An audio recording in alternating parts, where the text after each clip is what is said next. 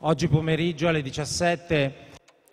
This afternoon at 5 o'clock, Cardinal Risa, together with Reverend Abukawa and Don Stefano Alberto, will talk about the Homo Religiosus, a man who is looking for a relation with the infinite through freedom. Freedom is the dynamics of the heart. Ever since man has always thought about the mystery around him and the need for searching what is dynamics of freedom. In the past century, all these reflections, all these thoughts focused around major bodies of law because of historical reasons, for example, major charters and universal declarations. It seemed that around this theme of religious freedom as a fundamental right of man, one had reached a clear starting point, a clear base, but it's not enough to write about something or share views. So you need more, because religious freedom is not an abstract code. It's not a right simply written on paper. In the last few years, we have heard a lot about religious freedom. There are very concrete situations where you can actually talk about persecution, discrimination in the name of religious freedom or against it. Recently, even the Bishops' Conference of the United States posed itself an issue of religious freedom in the US. It seems to be a paradox, yet there's ongoing discussion even on these issues, even in a society like the American society. That's why we approach this major theme, which is one of the major ones in this edition of the meeting in Rimini. We'll talk about religious freedom also in other events, but today we're here to talk about religious freedom, the principle and its consequences. We have four great witnesses of this issue, four great explorers of the theme.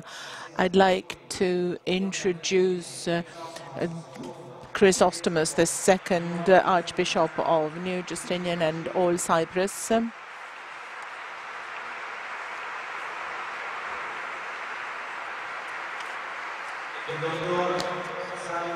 Dr. Salman Shaikh, who's director of the Brookings Doha Center and fellow at the Saban Center for Middle East Policy.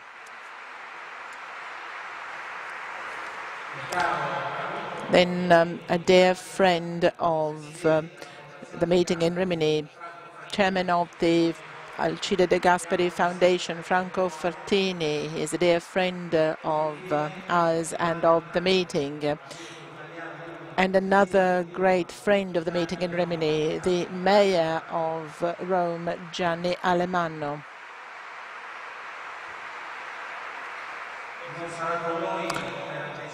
Unfortunately, the president of Al-Azhar University, Cairo, could not come because of the complex situation in Egypt in these days. But here, sitting in the front row, we have our dear friends from Meeting Cairo.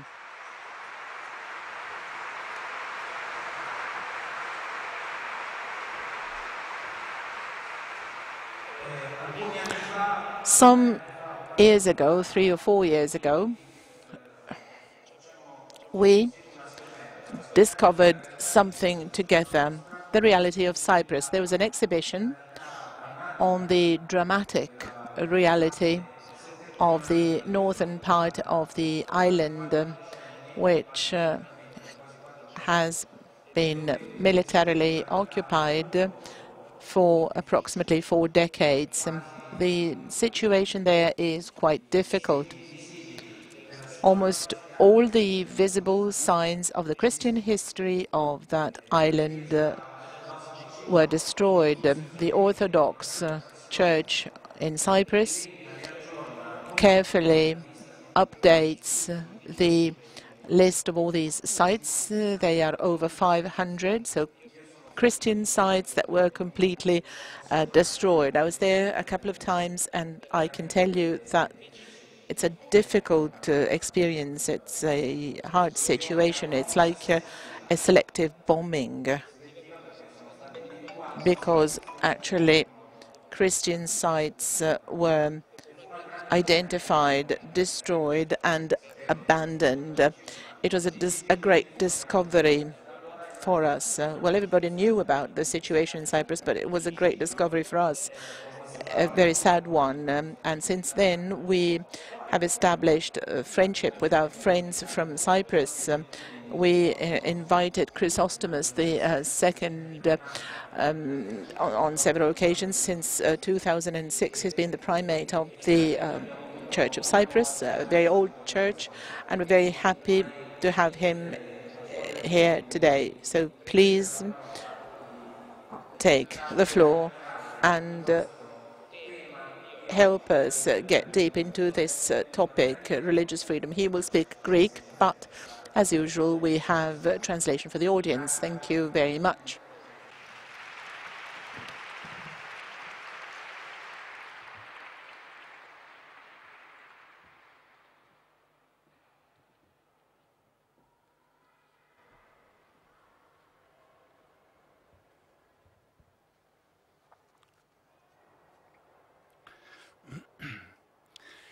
«Τη ελευθερία ουν ή Χριστός ημάς ελευθέρωσε, στήκεται και μη πάλι ζυγό». It is for freedom that Christ has set us free. Stand firm then, and do not let yourselves be burdened again by the yoke of slavery. Dear Mr. President, dear participants, kind delegates, first of all, I would like to thank you very much for your kind invitation to be present here today and deliver a speech at this conference whose title is Religious Freedom, the Principle and its Consequences.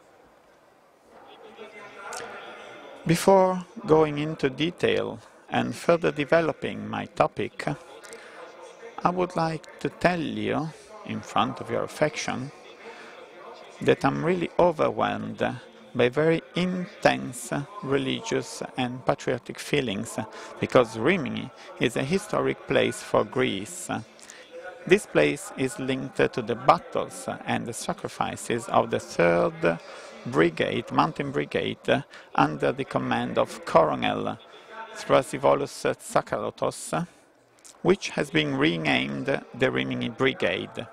146 men of this brigade fell fighting against the Germans in the battlefields here and in the Rubicon River, and another 310 were injured from the 9th of September to the 7th of November 1944, fighting for the values of life and specifically the freedom of people, as the Allied forces said in their slogan.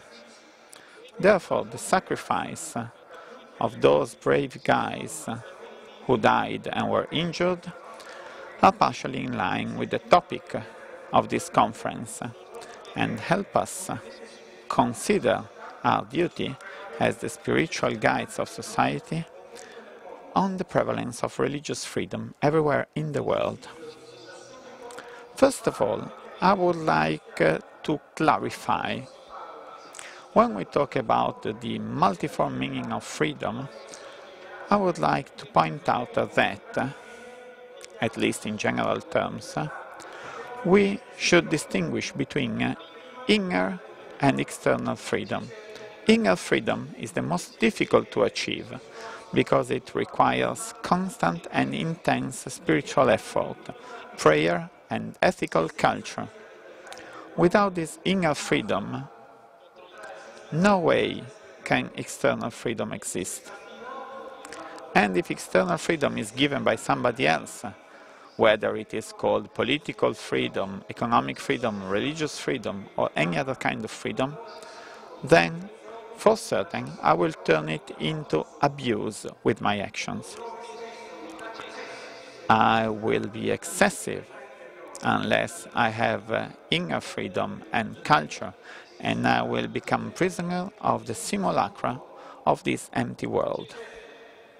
For sure, inner freedom is a very difficult challenge, and man alone is not able to face it and win it.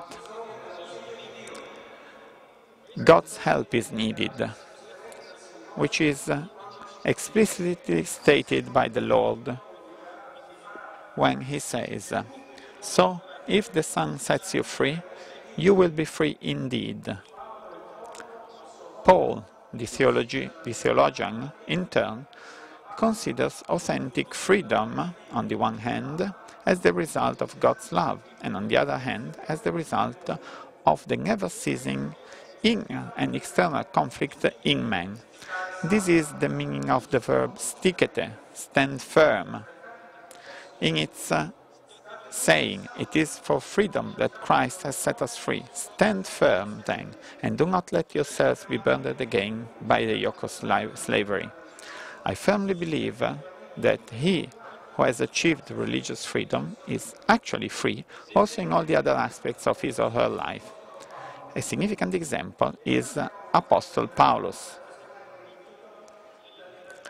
And now, let us consider our topic, religious freedom, the principle and its consequences. Definitely, this is a big issue. Mainly, it dates back to the famous Edict of Milan of 313 AD, subscribed by Constantine and Licinius. It is the famous Edict of Toleration, which stated the following.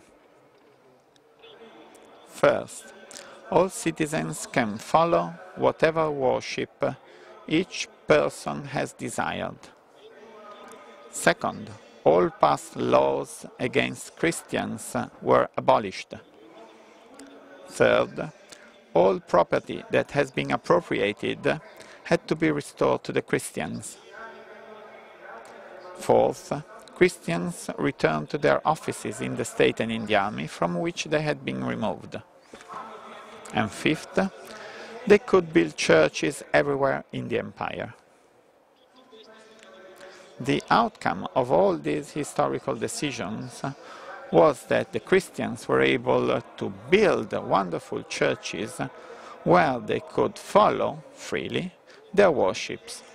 One of these churches, which has unique beauty and architectural features, is the Hagia Sophia in Constantinople, which, up to date, though on Turkish soil, is still a reference for the orthodoxy and is a resource for spiritual sensitivity, religious praise, and spiritual elevation.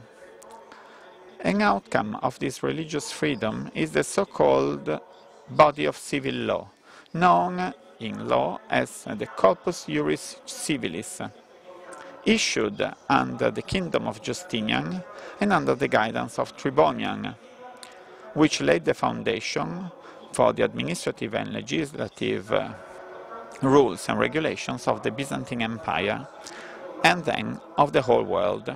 It is a very important legal feat and spiritual feat which is based on Roman law and which is already filled with Christian principles. Ernesto Stein, a great expert of the Byzantine Empire, calls it the biggest feat of Justinian, even bigger than Hagia Sophia and the victories of Belisarius and Narses. Let's come to today's situation. First of all, we have to admit that UN General Assembly, by fully recognizing that the right to religious freedom of man is of utmost importance, has included it among the articles, the main articles of the famous Universal Declaration of Human Rights, which was solemnly approved on the 10th of December 1948. The preamble of this declaration is very specific. The General Assembly proclaims this Universal Declaration of Human Rights as a common standard of achievement for all peoples and all nations, to the end that every individual and every organ of society, keeping this declaration constantly in mind, shall strive by teaching and education to promote respect for these rights and freedoms, and by progressive measures, national and international, to secure their universal and effective recognition and observance, both among the peoples of member states themselves and among the peoples of territories under their jurisdiction. Plus, in its famous Article 18, it states, everyone has the right to freedom of thought, conscience and religion. This right includes freedom to change his religion or belief, and freedom, either alone or in community with others, and in public or in private, to manifest his religion or belief in teaching, practice, worship and observance.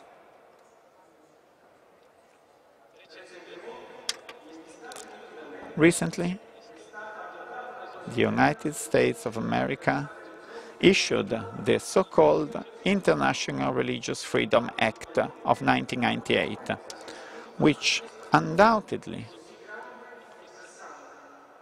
pushed forward again this big and pressing issue. And now we come to a reasonable question. How much can men benefit of its religious freedom, and how can they freely fulfill their religious duties? What are their fundamental principles and what are their consequences? First of all, we have to admit that since the Declaration of Human Rights was solemnly approved by the General Assembly of UN, and the issue of religious freedom has taken a primary position, as has been underlined by the US with the above-mentioned International Religious Freedom Act, mankind has progressed constantly and satisfactorily. We can say today that in Europe and in the US, human beings can benefit of their religious freedom as individuals and as groups, and they can promote it. The result of this religious freedom is the establishment of a splendid Christian culture, which has indelibly marked the psychic development of man and all the other fields of art and culture. And more so in the big issue of human value, Christianity considers man as the image of God, molded by the Creator. Man, in turn, who lives in the spirit of love and freedom given by God, is aware of this great honor and constantly fights to resemble God. In the history of humanity, in the history of mankind, never has man's value been so high as in Christianity, and no philosophical, social or political system has ever put man in such a high place as Christianity. The result of Christian freedom and of Christian spirit of love is the establishment of thousands of philanthropic associations, the organization of domestic and foreign missions, and Christian solidarity for the hungry people of Africa and Asia. Dozens of illustrious scientists have left their universities to go to the side of their brethren who suffer, who are hungry and who are sick. Here I would like to mention a few famous names, such as Henri Dunant, Rolf Follereau, Hansen, Albert Schweitzer, and the recent Nobel Prize winner, Mother Teresa. As to Greece, I would like to mention missionaries Cyril and Methodius,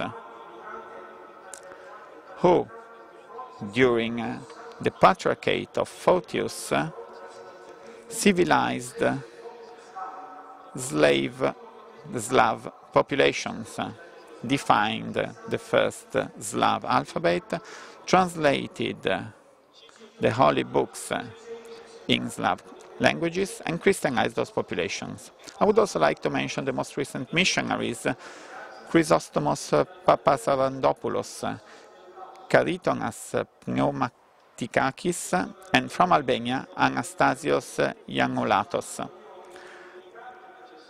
And here I would also like to duly mention my predecessor, the Archbishop of Cyprus, Macarius, who baptized thousands of natives in Kenya and established a seminary. He had a very wide vision for the foreign mission of Cyprus Church, and certainly he would have done many more things had sudden death not cut the line of his life. But the world is not just Europe and America. What happens to the rest of mankind? According to UN statistics, between 52 and 55% of human beings are deprived of their inalienable right to religious freedom, which is obvious for us. Furthermore, recently, we are all experiencing the recovery of religious fundamentalism in Muslim countries, which inhibits every religious freedom, with attempts to penetrate Russia and Europe.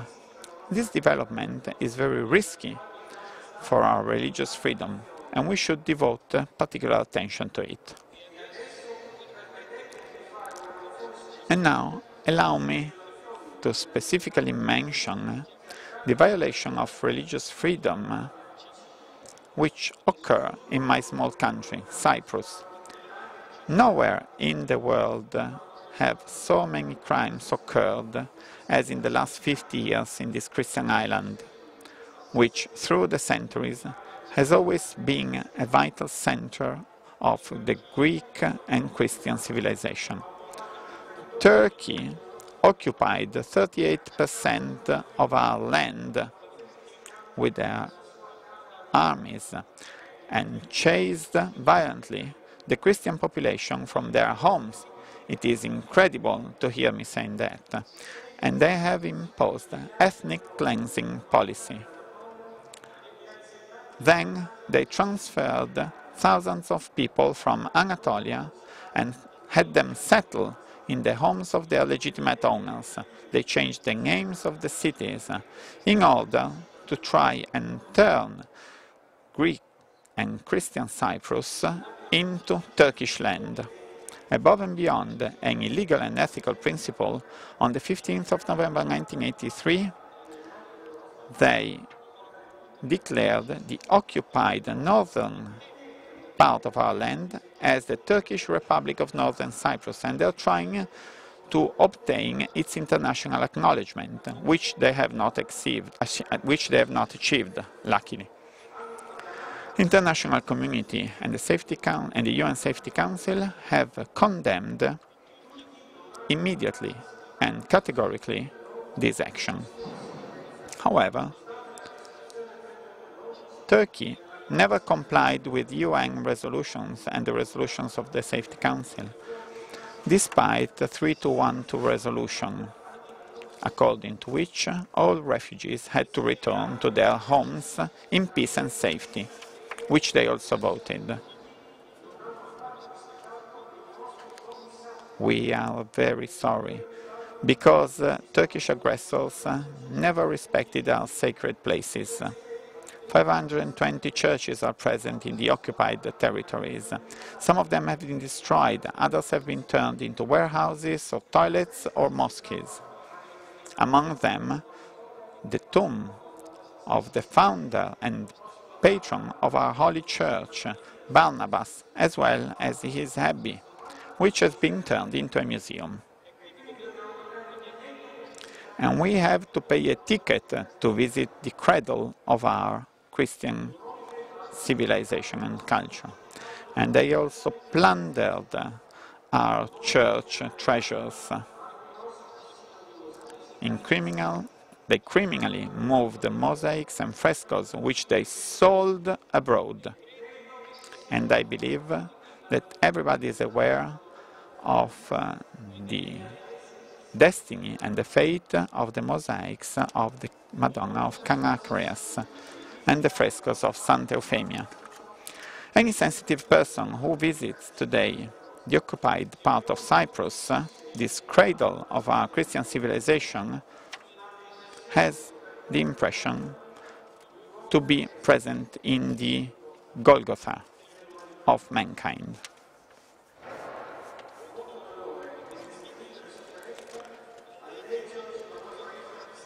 In our Christian island, there is a lot of pain and incredible sufferings.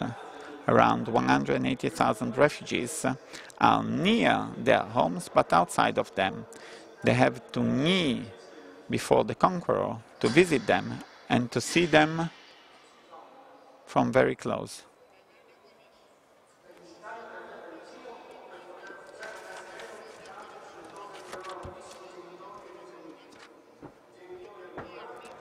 And sorry, parents that are still alive for 38 years have been waiting for news from their lost ones. Turkey does not want to provide any element for the solution of this humanitarian issue. This is another tragic aspect of the violation of our individual and religious freedom. Recently, in occupied Carpathian, Turkish soldiers on Christmas Day entered the church presbytery and obliged an ancient priest to stop the Holy Mass, which he was making for the few old people trapped, which are still living there. The Carpathian bishop cannot even freely visit his flock nor celebrate any Mass. And if sometimes he is allowed to visit Carpathian through UN mediation, he is constantly under strict surveillance from the police. This situation is unbearable. It is a shame for all those that represent international organizations, UN, European Union, Council of Europe, UNESCO, and all other international organizations whose mandate is the protection of individual freedom and religious rights. In all this suffering and cancellation of any mark of religious freedom, I wonder, what type of religious freedom can we boast of? And this is a member state of UN, a member of the Council of Europe and member of the European Union, which is even now holding its presidency. Dear delegates, mankind must be aware of this timeless historical truth. When a center of Christian culture is cancelled, then a constant resource of spiritual light and supply for the whole universe is cancelled, because the spirit of Christianity, which is godly, is timeless and universal. The fresh wind, which has the gift and strength to enliven mankind and give it forever the opportunity to blossom and bear fruits. And these truths are not the simple words of a religious, of a Greek and Christian religious. Enlightened minds of the European culture and history, as the great British historian Arnold Toynbee, English poet Eliot, French philosopher and poet Paul Valéry, Byzantine expert Stephen Runciman, and dozens of other spiritual characters of mankind have uttered, in their own ways, these timeless truths, on which I cannot dwell further because I have no more time available. Therefore, I stubbornly believe that mankind is under examination in Cyprus, as everywhere in the world, where individual rights are not respected. It is the most difficult examination with respect to the timeless ethic values of life versus with respect to the inalienable right of every population to freely follow its religious freedoms. My dear, the historical situation shows that where religious freedoms are not respected, there is stagnation and regression. The value of man is cancelled and degraded. Conversely, where religious freedoms are there and are experienced, there we have a prosperous civilization. There we have the joy of creation, happiness and God's blessing. Therefore, it is our duty, and especially in our position as spiritual guides of society, to constantly fight for the prevalence of religious freedom everywhere in the world. And I'm absolutely certain that this fight is blessed by God. I thank you all very much for your attention, and I really hope that God may bless your activity and your noble visions. Thank you very much.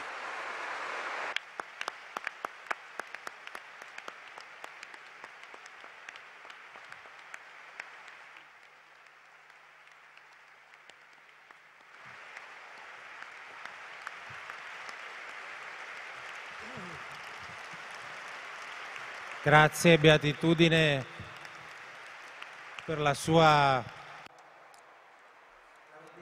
Thank you very much for your vibrant speech. And now, I give the floor to Salman Shaikh. As I said,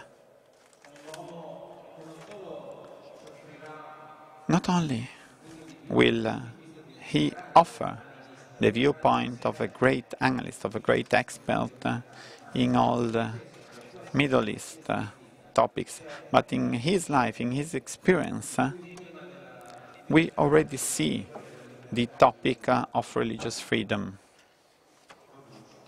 and what its outcome is. He was born in Pakistan, he lives in Doha, where he is the director of the Middle East section of an American foundation. He married a Christian woman, he has married a Christian woman, and he is a man of our times, he's a man of these times, and with a lot of passion we are ready to listen to his speech.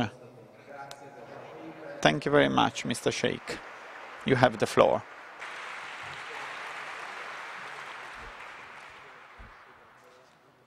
Good morning. Assalamu alaikum.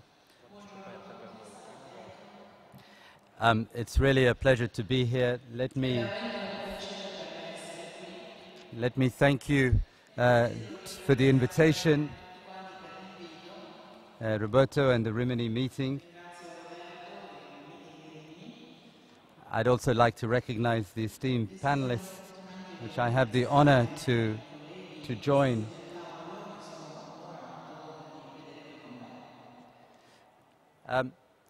I'm particularly happy to be in Italy and in Rimini, which I'm not just saying, but I consider to be one of the most beautiful countries in the world.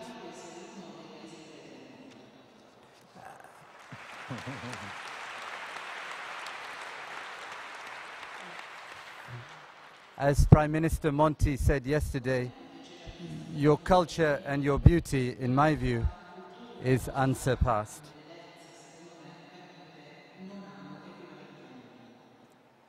I am, of course, not a stranger to Italy. I was in Italy as a student, traveling. And as Roberto said, I am married to an Italian lady, Anna Pellegrini, who is on the second floor.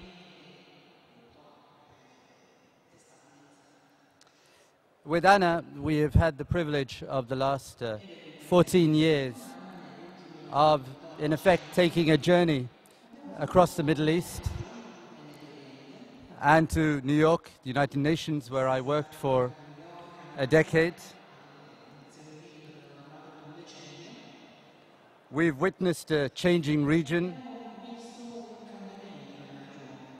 The personal and political situation of communities in the Middle East. We have lived in Gaza, in Jerusalem, in Lebanon.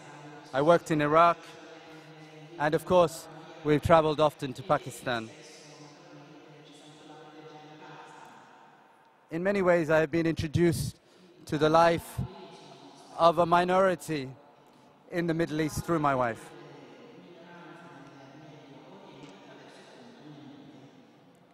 And of course, in that respect, the episodes of change in the past in this region on religious freedoms have not necessarily been positive. They have been negative.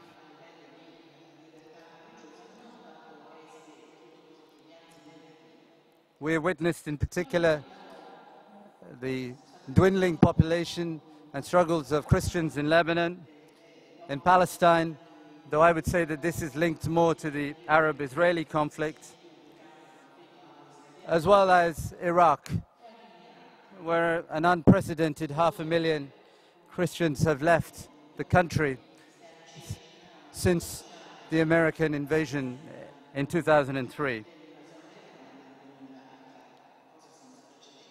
But what I must say here quite clearly,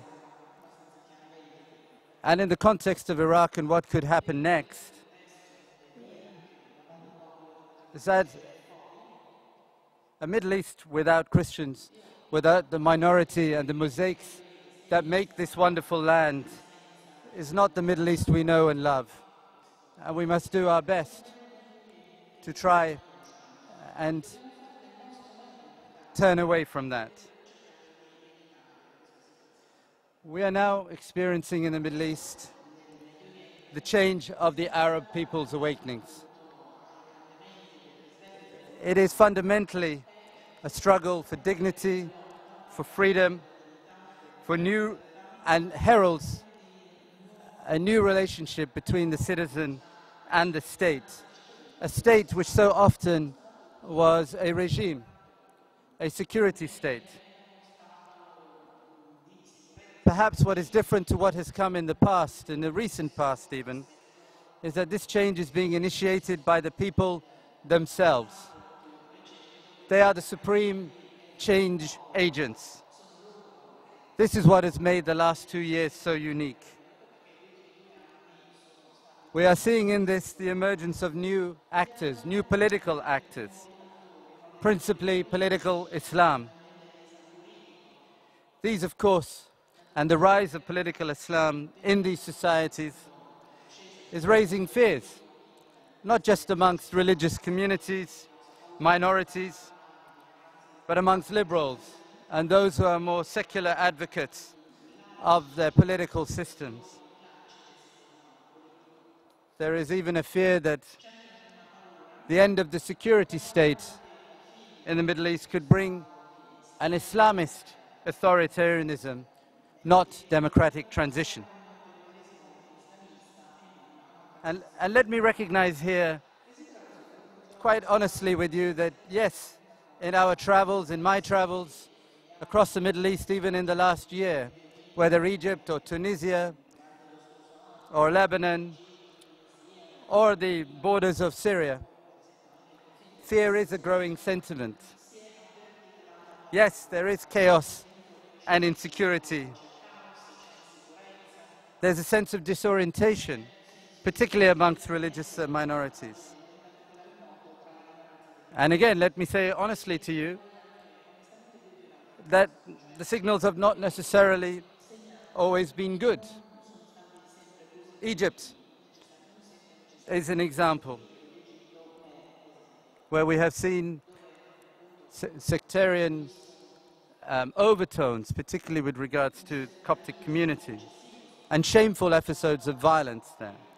Though again, we may have to distinguish between the people themselves and other forces at play. I was recently in Tunisia, where this is a country struggling to find and develop a new modern constitution. But in amongst all of this, there is the remnants of the old regime and a series of culture wars which are taking place between those on the extreme right and those on the extreme left. And then there is, of course, the growing problem, older problem, in the Middle East of rising sectarianism, particularly between Sunnis and Shias.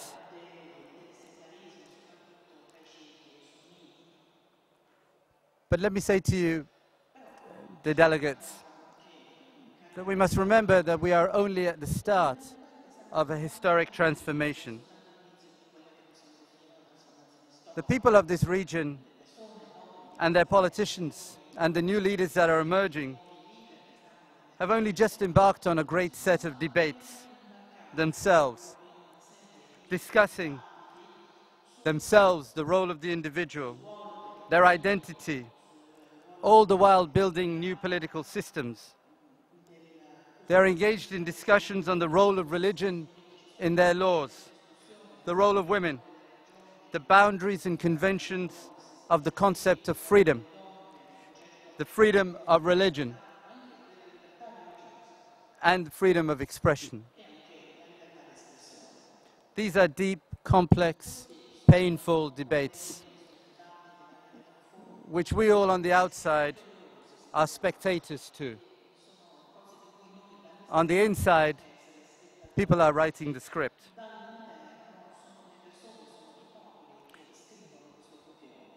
Let me also say to you that the center of gravity in this great Middle East region today, undoubtedly, is socially conservative and economically liberal. People are fed up with years of despotism and corruption, which have blighted their lives and those of their children. That is why they are choosing parties and representatives who promise them social justice, are seen by and large as uncorrupted, who live among them, who engage in charitable works for many years, and who have been treated unfairly by the regime. And yes, representatives who derive their values from faith and what they see are the teachings of Islam. And let me say to you that some of these leaders, Islamists, we must recognize themselves, have suffered also for many years, literally. I don't have the time, but I would love to tell you about the numbers of representatives who are now blinking into the light of power, who were previously in the prisons and torture cells of Mubarak or Ben Ali, who have suffered imprisonment, displacement from their families, and scattered around the world. But something that I, as an analyst, have been saying to my friends in the Muslim Brotherhood is that their experiment, and yes, they are the leaders of this experiment to democratic transitions,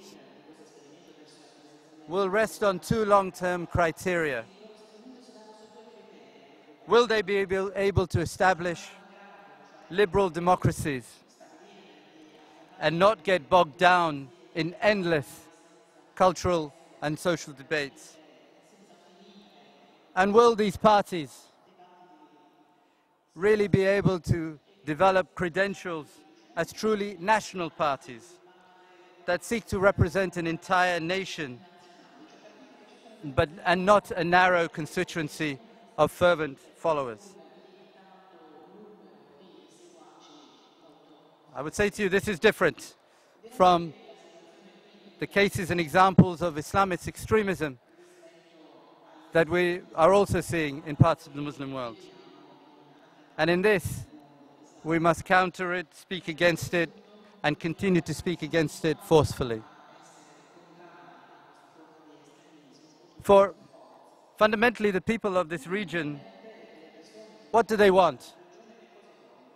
Well, in my view, they don't want an Islamist state, even a religious state. a secular state or a liberal state. They want an effective state. This is what they want. They want a state which finally delivers the services, takes them out of poverty, delivers education in their lives, gives them opportunity, gives them the hope of jobs and a better future for them and their children. So in this regard, they are now embarked on a constitution-making process that will give rise to new political systems and hopefully, spawn a new democratic culture. And of course, this will heighten the social debates that I was talking about before. There will be violence, there will be competition. This, I'm afraid, will be a product, but we hope that these necessary processes will shape the structures for this historical transformation taking place. And religious parties, let me say very clearly, religious minorities, the Christian community, must be part of this changing relationship between the citizen and these new states. It's absolutely essential. Here, if you don't mind, I will invoke actually the words of Pope John Paul II in his solemn liturgy of 1978. Don't be afraid. Of course, he spoke in the context of the Cold War. He asked people to strive for God. He also, though, asked for the country's borders to be opened and for new economic and political systems to be created, and for civil and cultural development, those boundaries to be abolished. This is a different period, of course, but we are in another period of historical change, a fourth wave of democratization after the third wave that came after the end of communism and the Cold War.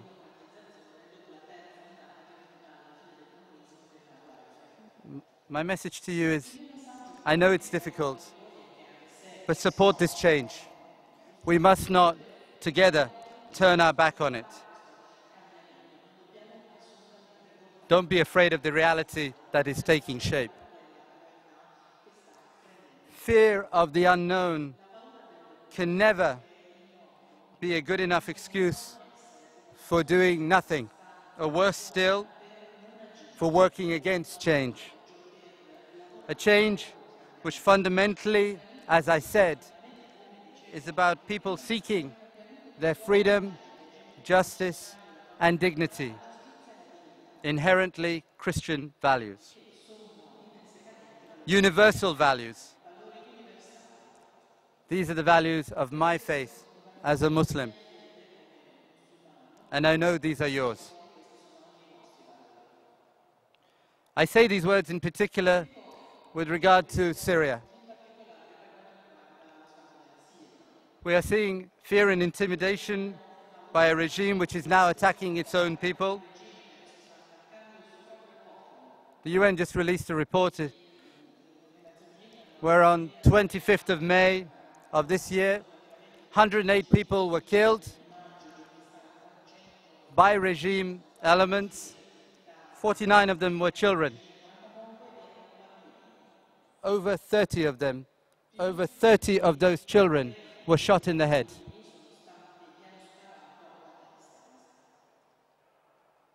The security response of this regime will continue. We are in a very dangerous period now in the Middle East, particularly with regards to Syria. Sectarian war is a possibility. A regional explosion is a possibility when Syria has the most sensitive borders in the region, arguably in the Middle East, in Lebanon, Israel, Iraq, Jordan, and Turkey. We must all work, in my view, to shorten the time frame of this regime. But crucially, we must make sure that the minorities, the Christian community, the Azerians, the Kurds, the Druze, all others are part of this new national project. A new national project to build a common national platform based on a common vision. And let me just give you maybe a small scoop. After this meeting, in a couple of days, I will be in Cairo, where my center will be working with elements of the Syrian opposition from those communities, as well as from the fighting forces, as well as those peaceful revolutionary forces. It will include Kurds and Druze and others to try and not just form a committee, but a committee that will work to promote the transition and ideas for this transition. A transition post-Assad and a vision for a future Syria. Let me come back to the main subject of religious freedom in particular. The main responsibility, of course, lies with the leaders of the Middle East themselves and the people of the Middle East, particularly the majority. They have to fashion a new approach in their debates and their discussions. Muslims, we have to address very seriously these issues of religious freedom, of the role of women, of minorities, the freedom to worship.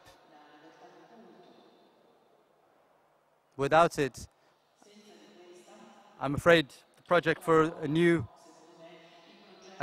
Egypt, or a new Tunisia, or a new Libya, or a new Syria will slip through our fingers. It will slip like sand through our fingers. We must, and here I say this on a personal level as well, we must keep on these leaders. We must watch them, we must encourage them to follow the path of tolerance, of inclusiveness, of mutual respect, and promoting shared values while respecting diversity. But I believe we also need to develop and perhaps start with a more solemn partnership between people of faith.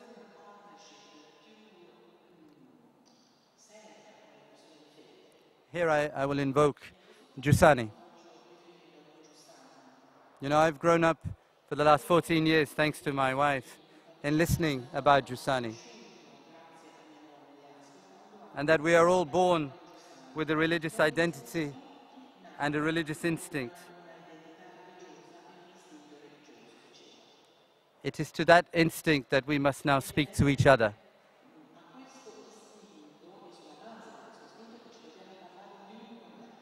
We have often invoked ourselves, my wife and I, as we have traveled the region, about a lack of curiosity, particularly of the majority. Well, between people of faith, this should not be the case.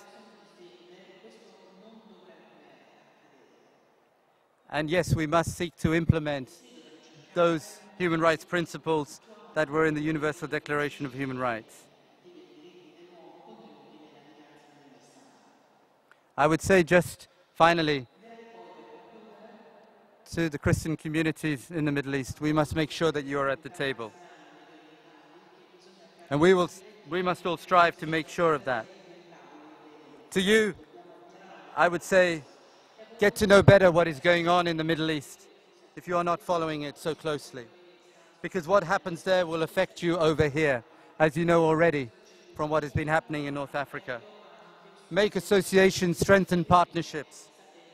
There is a new generation of Arabs, of Muslims, who are assuming leadership positions. And yes, there's a new generation here in Europe. And here let me recognize the work of Wael Farouk, of Cardinal Scholar, of Major of Rome.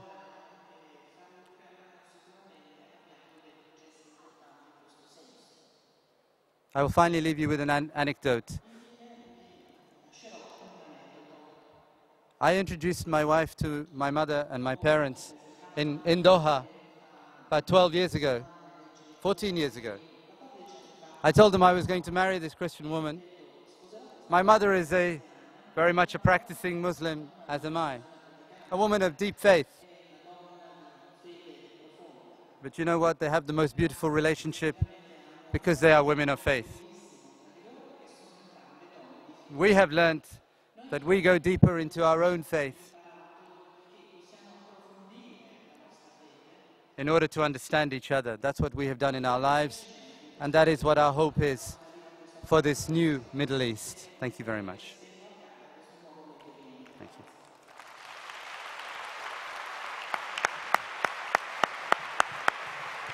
Grazie, veramente grazie per il grazie.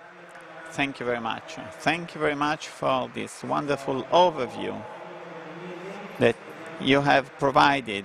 Thank you very much for this wonderful overview that you have provided.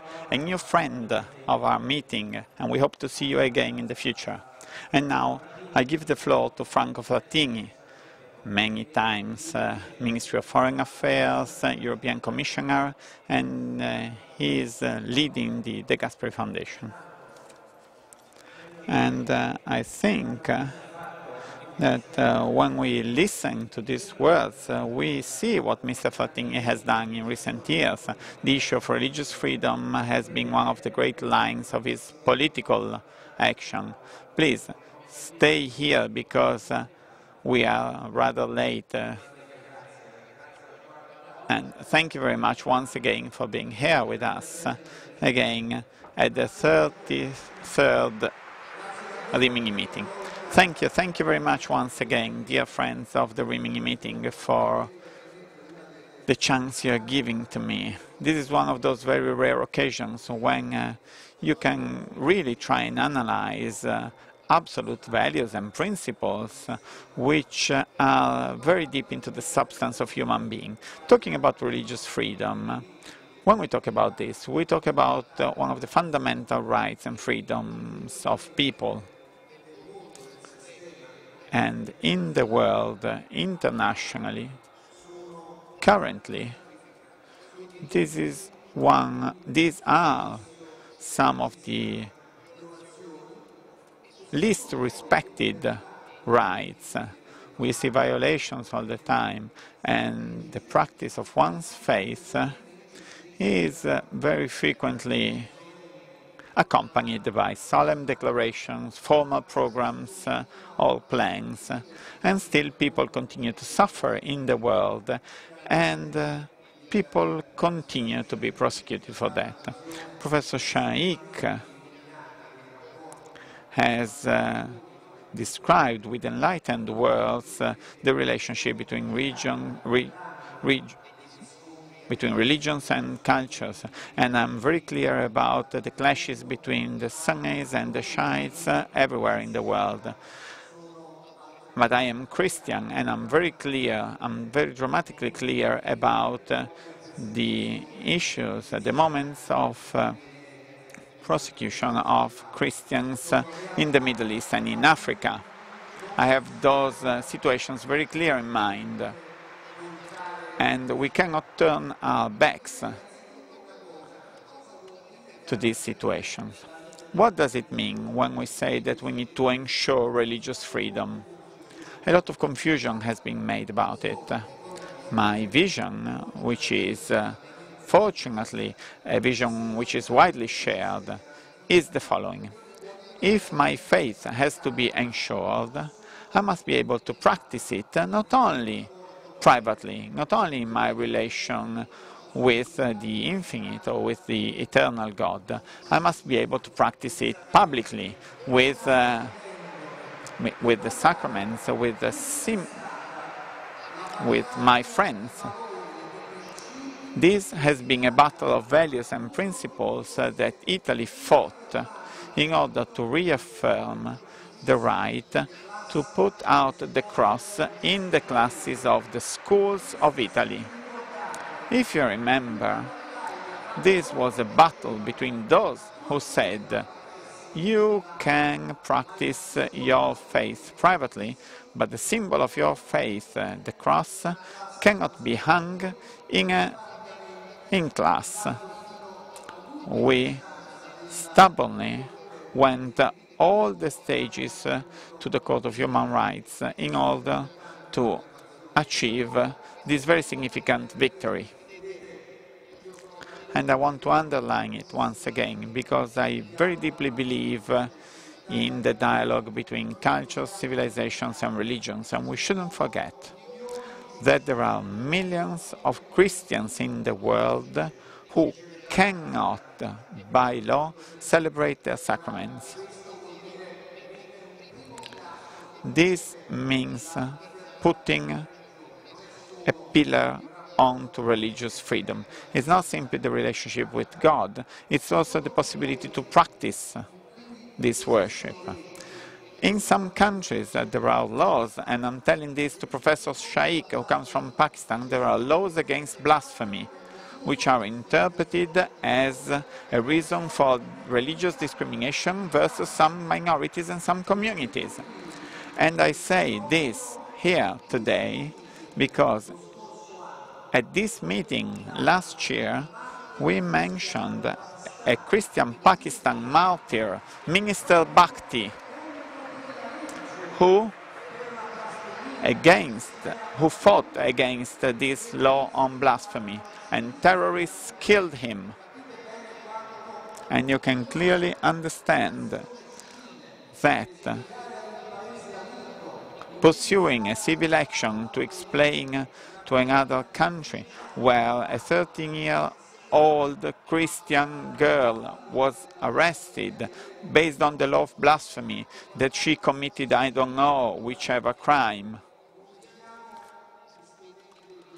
So let's not use the tools of law. Let's not use acts or regulations to prohibit and discriminate. But let's turn to Europe now. In Europe, we are constantly talking about spread between the Italian securities and the German Bund. But we never talk about the moral spread between law and the reality and the actual denial of this law everywhere and of this right in many places in the world. We should bridge this gap through our policies by standing firm on our principles, on our values.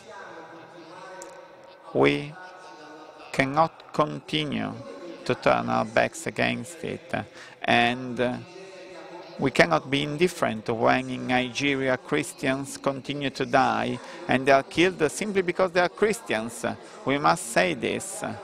We cannot say that they are killed because of other reasons. They are killed simply because they are Christians. 5 more have been killed. Oh, that's the indifference that kills. That's just the same killer as the terrorist's hands. Indifference. And I think this meeting should really draw its attention on this issue. I don't think that Europe can only grow economically if it continues to lack its identity and its deep soul on those issues in order to be able to respond and to react on that. And I very much appreciated the words of Professor Shaikh about the relationship with the Arab countries, those countries that are coming out from those revolutions. The Pope states very clearly, Pope Benedict states very clearly that there are absolute values, the absolute value of life, of human dignity, of the equality between men and women. And I believe that those are not simply Christian values, those are values of all who are really believers, because the value of infinite, the value of eternity, is always focused around men, everywhere, in all cultures, in all civilizations, in all religions. This is the reason why, dear friends, I don't believe in a clash between religions. I believe that there is a clash between those who are intolerant, those who refuse to listen and to understand, those who want to sacrifice like terrorists do in a sort of dictatorship of totalitarianism of the 21st century, to their non-principles, to their non-values. They want to sacrifice the authentic values to those non-values. There is no clash between religions, but there is an actual clash between those who are trying to suffocate human beings and those who, like us, who want to affirm human beings through dialogue. And I very much agree with Professor Shaikh once again. This is one of the main challenges for political Islam, which is emerging from the Arab revolutions. I want to be very frank and sincere. If the leaders who won democratic elections will not manage to have a civil structure prevail that will protect all religions, thus giving up their absolutism and their theocratic system, then those Arab revolutions will have failed, because the principle of those revolutions was dignity for the people, development and opportunities for the young people. If we sacrifice people's rights, then we have the seed of the failure of the revolutionary principles that have led in Egypt, Tunisia, Libya, Syria, very many millions of young people to fight against their regimes. I would like to mention again a fundamental passage from the Berlin speech uttered by Pope Benedict XVI in front of the German Parliament. He stated, talking about theocratic structures, he said that religion cannot establish whether a religion is right or wrong.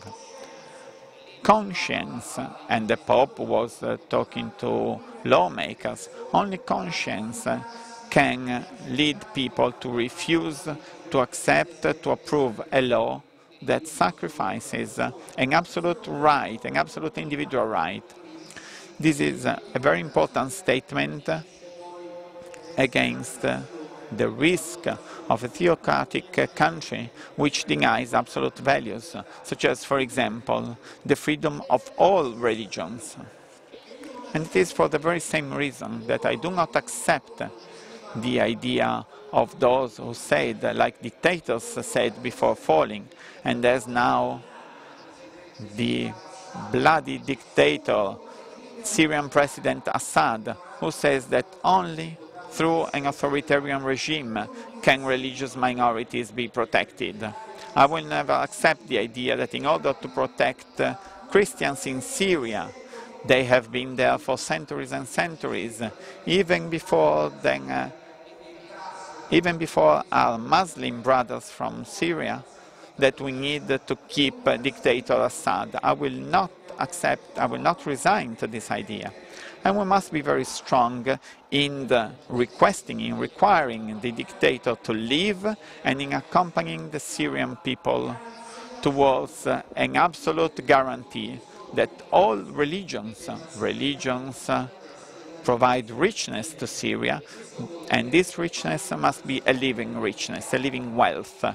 This means having a vision, having an ideal. And coming to an end of my presentation, I believe that in Europe we need to be strong, motivated and proactive. And here I would like to complain, because I'm a former Vice President of the European Commission and I'm former Ministry of Foreign Affairs. Europe, 2 years ago, strongly driven by Italy, decided to monitor the situation of religious freedom in all its diplomatic embassies everywhere in the world.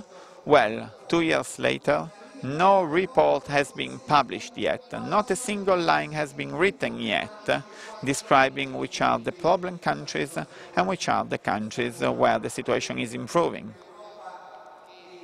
You see, rather than funding religious missions or volunteer associations, as I believe it should do, Europe continues to give very many funds in the hands of governments that are doing little or doing nothing to ensure religious freedom. Well, this Europe risks not being able to choose. And when you're not able to choose, when you consider everyone as if everyone is doing the same good stuff, in the end, you will do general evil. Europe, rightly and duly, fights against those who deny Islam. And Europe sometimes is ashamed to tell some countries that people should not hide when they want to go to a mass, as I personally saw when I attended a mass in the basement of an Italian embassy. Because had we celebrated the mass on the outside, there would have been trouble for the Christian faithfuls who went to celebrate the mass on Sunday. This is the task of Europe, if Europe wants to be a political actor. And this is my conclusion. We are experiencing a moral spread, a moral difference that should be bridged and cancelled between statements, goodwill, and concrete actions. If we still allow relativism and positivism to dictate the political line of Europe, or the political strand of Europe, we will be faced with populations and cultures that are very much convinced about their values, their roots and their identity. Luckily, we do have roots that stem from very old Christian tradition, and then we drift on positivism and relativism. If we continue to do so, Europe will lose, or rather will never be really credible as a political actor on the international stage. I am a strong believer in Europe, and I would like my Europe, our Europe, to be a political actor capable, as Professor Shaikh mentioned, to have dialogue, to entertain real dialogue with different populations, with different cultures, not always based on confrontation and not always based on our submission in front of those who are talking and suggesting and proposing. Then we listen, and then it's just relativism. This is a very big mistake, and the European leaders should never yield to that. Thank you very much for your attention. Grazie, Presidente Frattini. Thank you very much, President Frattini, also because of the energy you speak with, and you're particularly passionate when you talk about the weak role of Europe. And now the floor to the Mayor of Rome, Mr. Alemanno. He was here on several occasions, but we will not talk about Italian politics here, subsidiarity, or the role of cities this time. Thanks to one of his initiatives, the city of Rome is rediscovering its universal role. This is why we have asked, or we have invited, the Mayor of Rome to come here and talk about religious freedom. Thank you again for coming. Grazie all'amico Fontolan, grazie a tutti. Thank you very much to my friend Fontolan. Thanks to all you friends from Rimini for the kind invitation. It's easy to take the floor after Franco Frattini, who said so many things that I also share. Let me highlight the problems ahead of us. And to do so, I would like to refer to the press of 2 days ago. On August the 18th, in Russia, there was a sentence condemning 3 girls singing in a cathedral for a period of 2 years. It was a controversial sentence, if you like. It was a heavy one, but these girls also made an offense by singing inside a church. So on the first page of all newspapers on the 18th of August, there were huge articles on this alleged violation of human rights because of this sentence. The day after, only in Avvenire, on the 17th page, there was news about what Franco Frattini said.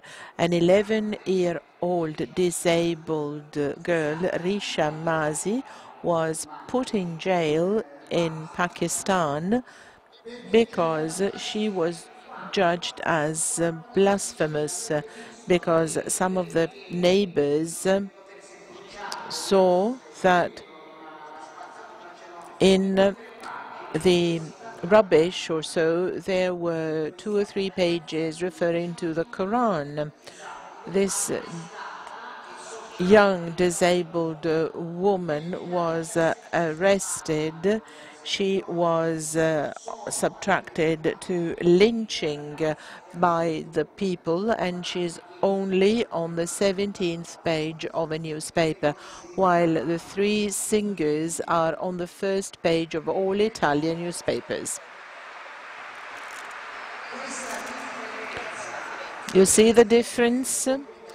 It's a difference in communication, and this is the first problem we're talking about. Because, you know, unless you have mass killings, as in Nigeria or other parts of Africa where Christians are involved, unless this happens, the theme of daily religious freedom, what happens daily throughout the world, preventing, first of all, the Christians to profess their faith, well, all this is only secondary. It's considered by our press as less important than other violations of human rights that affect human beings. So this should be really changed, and strongly so, because religious freedom affects the intimate of human beings, and does so independently of social dynamics. And if this freedom is violated, this clearly indicates that you are violating the human beings' rights to express themselves. Religious freedom is the first element one should focus on when defending the rights and dignity of human beings in the world.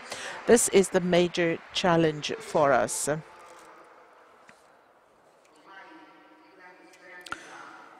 I think it was 3 years ago in 2009 that Benedict the 16th came to Campidoglio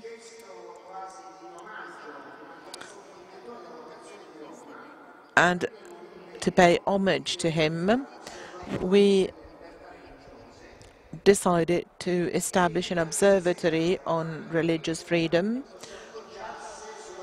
based in Rome, and relying on the universal role and character of our city. It took a long time, but in cooperation with the Ministry of Foreign Affairs, the observatory was established, and Mr. Fontolan is one of the members of the board of the observatory. What do we intend to do through the observatory? First of all, look at the identity of Rome, which is the capital of Christianity, the center of Christianity, yet it's got the largest Islamic mosque in Europe, the oldest Jewish community in the world. The level of religious tolerance in Rome is unprecedented in the world. So relying on this example, which should be made known to everybody because it's a good example, we believe that day after day we have to break the curtain of silence which undermines the rights and dignity of human beings, starting from religious freedom. We have to defy this day by day. We shouldn't be tolerant of what happens on a daily basis against dignity and human rights. Political reflections are necessary in this respect. Why is it that today we have more and more persecutions against Christians in the world? We have to ask ourselves this question because it's an escalating phenomenon. Personally, I believe that after so many years that the U.S. military power or the multinational power could be the target of many people, it is now regarded that it is much easier to fight against small abandoned minorities with poor resources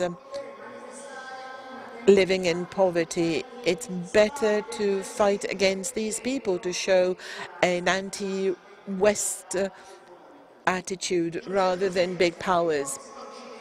It's a bit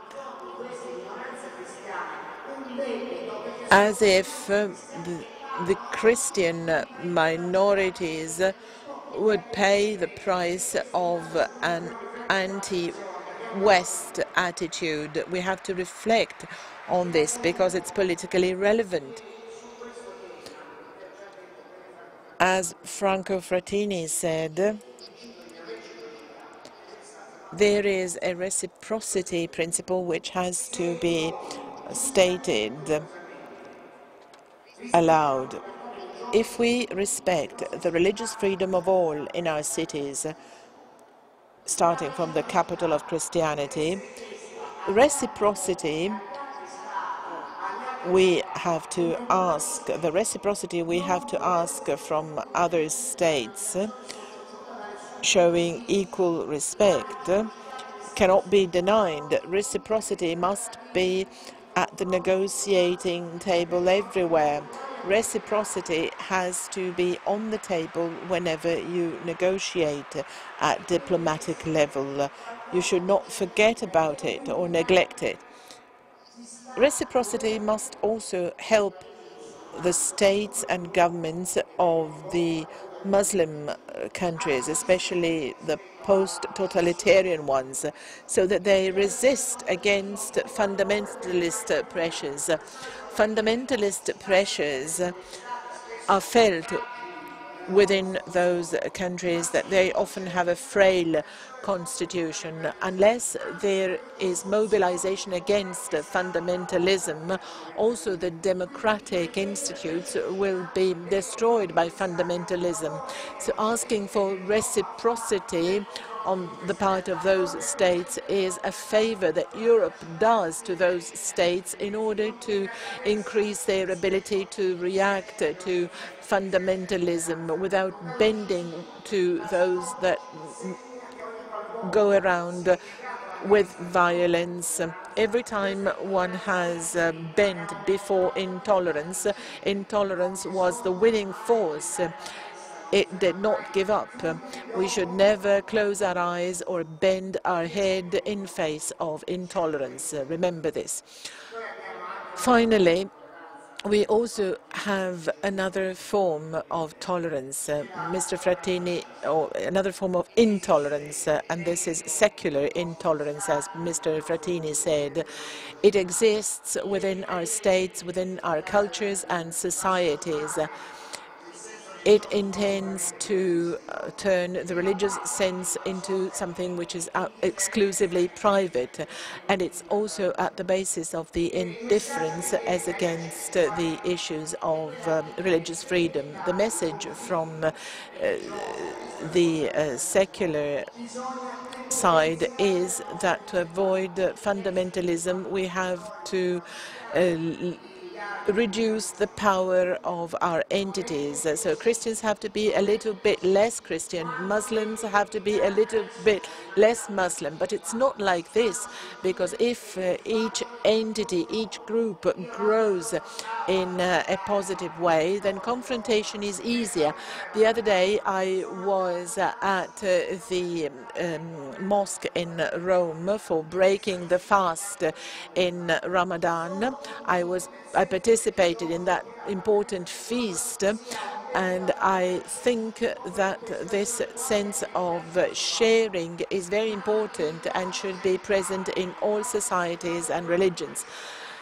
The basic point is that true religious identity is an enemy to laity and also fundamentalism. If we're able to bet on the true religious sense, the authentic one, then we can really eliminate the dangers of fundamentalism. Thank you.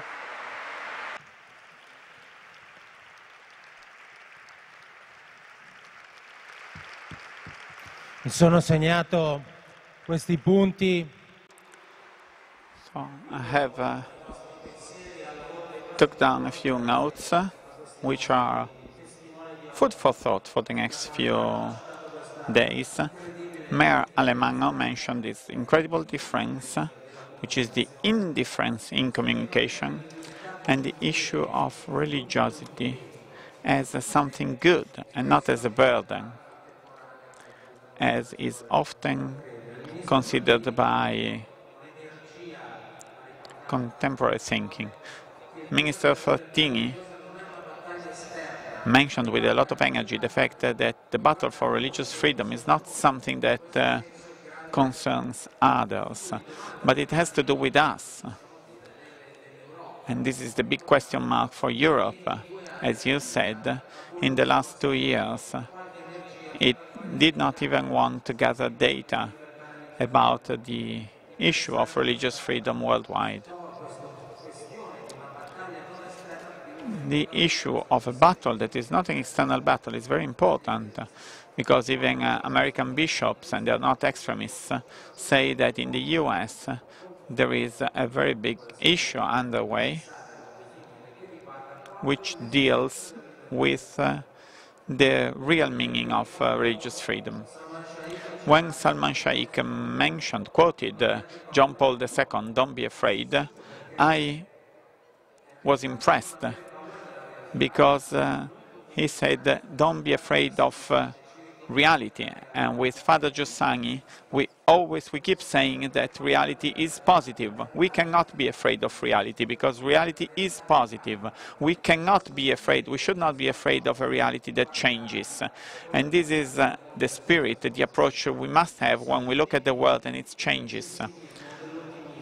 Pessimism or optimism have no meaning, because they are simply lenses that shape reality the way they want. So it's very nice that you mentioned this concept, don't be afraid. It's like being afraid of reality. It would be like being afraid of reality. And we always say this, and the meeting is working for this, always remind to us that reality is positive. And then I would like to quote the last words of Archbishop Chrysostomos, of his beatitude Chrysostomos, that we are under examination in Cyprus, in this very small and dear country. And he said that according to history, there where religious freedom is not respected, we are in front of stagnation and recession, and the value of mankind is degraded and cancelled. Conversely, where religious freedom is present, there prosperous civilization is developed. There we have the joy of creation, happiness, and God's blessing. And with these last very sensitive and touching words, I wish you all the best for the next few days at the meeting. Thank you very much.